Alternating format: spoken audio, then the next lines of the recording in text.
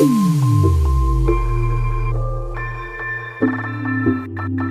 Guys, this is Sandeep sir और आप सबका स्वागत है प्रोवर्ब वाले एपिसोड में। और आज का एपिसोड नंबर है 14। और इस एपिसोड के अंदर हम देखेंगे एक नए प्रोवर्ब को जिसको हम अपनी डे टू डे लाइफ में यूज कर सकते हैं। मैं आपको इंग्लिश और हिंदी मीनिंग बताऊंगा और साथ में एक एग्जाम्पल को भी लूंगा सो दैट हम उसको और अच्छे से अपने डे टू डे लाइफ में यूज कर सकें। क्या है आज का प्रोवर्ब? कहता है all that glitters is not gold. All that glitters, जो चमकता है, मतलब जो भी सब कुछ चमकता है ना, बहुत सारी चीजें चमकती हैं, इज नॉट गोल्ड। क्या मतलब है इसका? इंग्लिश में देखते हैं सबसे पहले। Things that look good outwardly.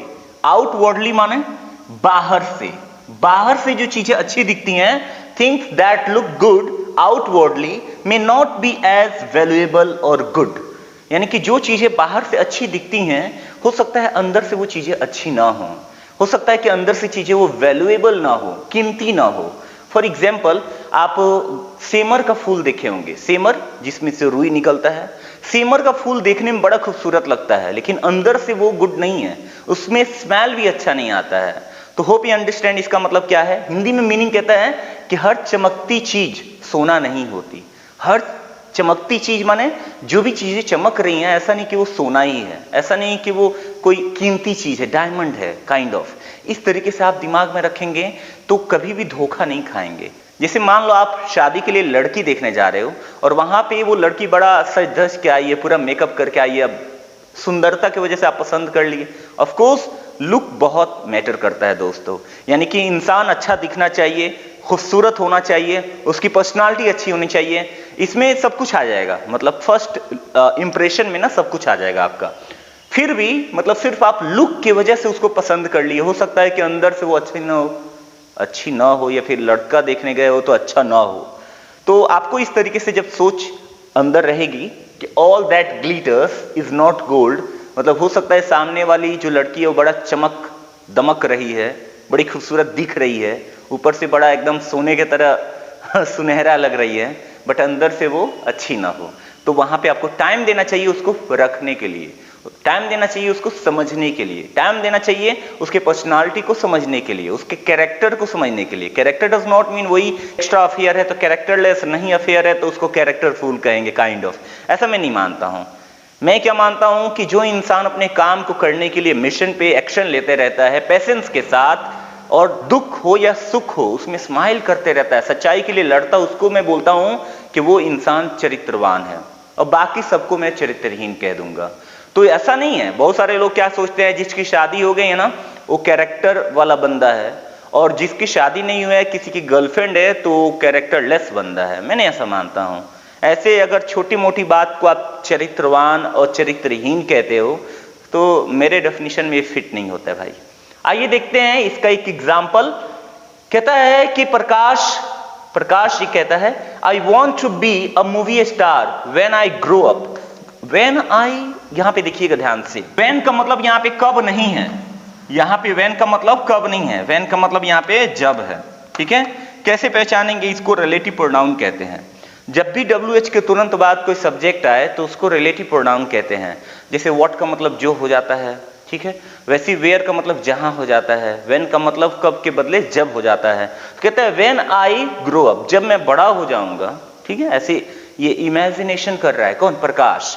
तब मैं क्या बनूंगा? I want to be a movie star, मैं एक मूवी स्टार बनना चाहता हूं जब मैं बड़ा हो जाऊं। ऐसा ये सोच रहा है। तो फिर क्या कह रहा है ये अरुण, ये मान लो अरुण भैया कह रहे हैं ऐसे, अरुण भैया, फिल्म इंडस्ट्री लुक्स, क्योंकि अरुण जो नाम है मेरे दोस्त का नाम है, उनको मैं भैया कहता हूं, ठीक है, एक ब्रदर वाली फीलिंग है उनके साथ।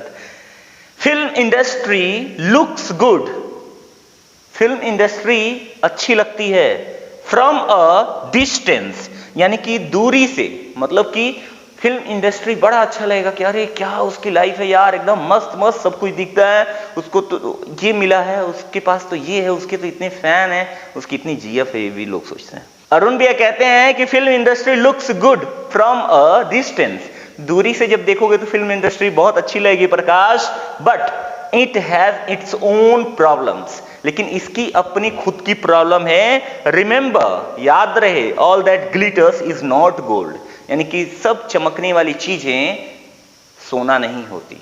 तो आप जब भी किसी फील्ड में जाते हैं तो इसलिए ना जाएं कि उसमें लाइफ स्टाइल बहुत अच्छा है।